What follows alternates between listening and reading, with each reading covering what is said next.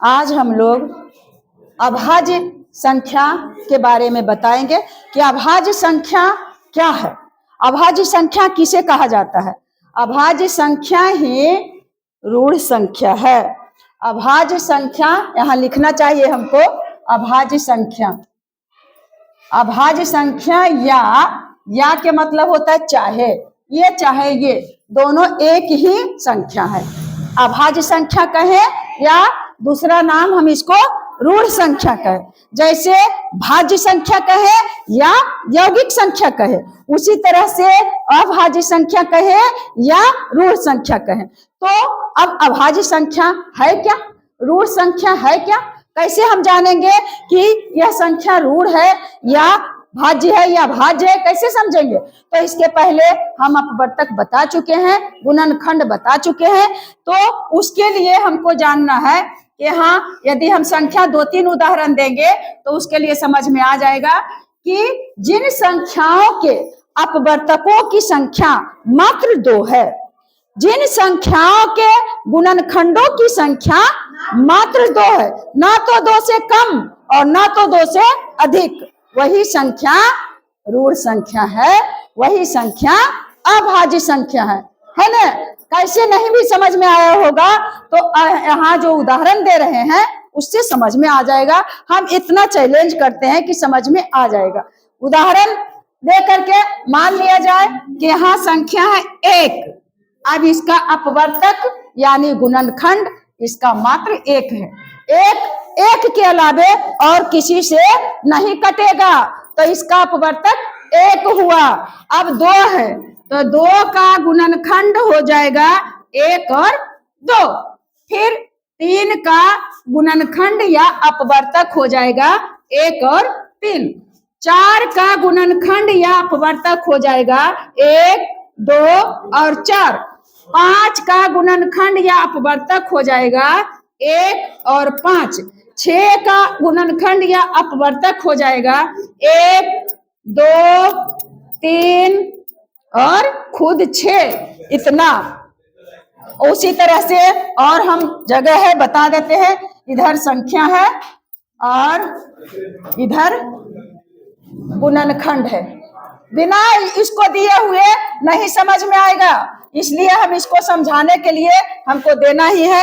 अब 6 के बाद 7 की बारी आई। 7 का गुणनखंड 1 और 7।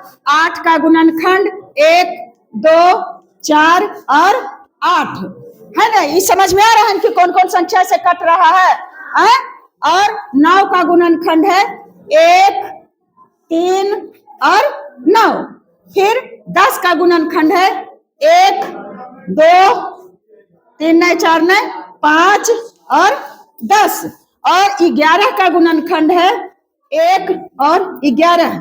और 12 का गुणनखंड है 1, 2, 3, 4, 6 और 12।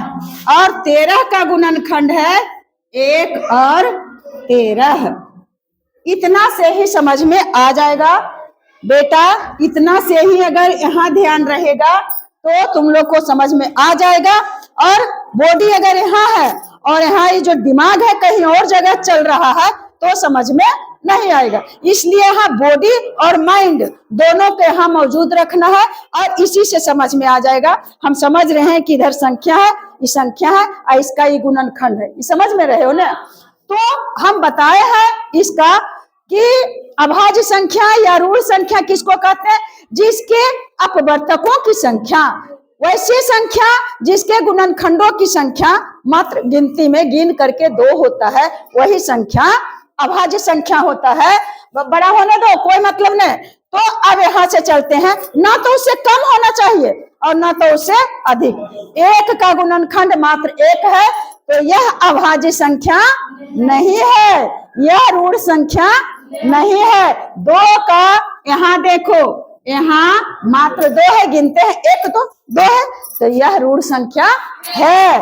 3 है तो इसमें भी 2 है तो यह ऋण संख्या है। फिर 4 नहीं है। 5 के अपवर्तकों की संख्या 1 और 5 है, मात्र 2 है तो यह भी है। और 7 भी 1 और 7 से कट रहा है तो ये भी ऋण संख्या है, चाहे इसको अभाज्य संख्या कहो।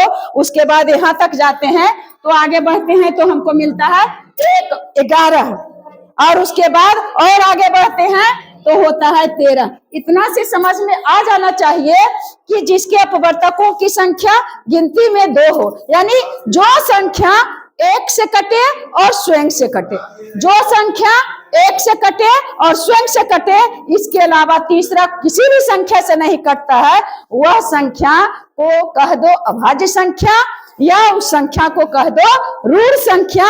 तो इतना में समझ गए होंगे। अब हम इसको मिटाते हैं और शॉर्टकट में हम लिखते हैं। अगर इतना समझ में आ गया है बच्चों तो हम यहां से चलेंगे, यहां से चलते हैं, अभाज्य या ऋण लिख देते हैं। यहाँ ऋण संख्या लिख करके और चलते हैं। बता चुके हैं कि यहाँ 1 तो है नहीं, 1 नहीं ना ऋण संख्या, कौन है? इसके बाद 2, उसके बाद 3, उसके बाद 4 ने 5, उसके बाद 6 ने 7, उसके बाद 8 ने 9 ने 10 ने 11, उसके बाद 13, इसके बाद 14 ने 15 ने 16 ने 17, उसके बाद 19, और उसके बाद 20 नहीं 21 नहीं 22 नहीं 23, उसके बाद 24 नहीं 25 नहीं 26 नहीं 27 नहीं 28 नहीं 29, उसके बाद 31, 32, 33, 34, 35, 36, 37, 38, 39, 40, 41, 42, 43, 44, 45, 46, 47, 48, 48, 49, 50, यानी हम 50 तक में से ये नहीं है, इतना ही 50 के अंदर हमको कै गो निकला? 50 तो कटने वाला कै संख्या मिला? 1 2 3 4 5 6 7 8 9 10 11 12 13 14 15। यह संख्या जो है कौन संख्या है? ऋण संख्या या अभाज्य संख्या। अब समझने में कोई दिक्कत? अब बस अब रखो। अब इसमें कहेगा देखो अभाज्य संख्या ऋण संख्या है, लेकिन यह जो है सम अभाज्य है, यह सम संख्या है ना, ये सम संख्या भी है। सम बाकी जितने भी हैं कोई भी सम संख्या नहीं है, सभी जो है विषम संख्या। अगर कहेगा कि कौन है जो एकमात्र संख्या है और वह सम अभाज्य है, तो मात्र कौन है? 2 है। 2 के अलावा पूरे ब्रह्मांड में नहीं मिलेगा कि वह अभाज्य होते हुए और सम संख्या रहेगा। बस 1 2 ही है जो सम अभाज्य संख्या है, सम संख्या है भी और अभाज्य संख्या भी है।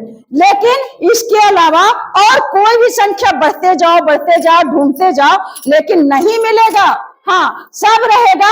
इसके बाद जितना भी बढ़ रहे हो देख रहे हो तो वो असम संख्या है, 2 से कटने वाला है नहीं है।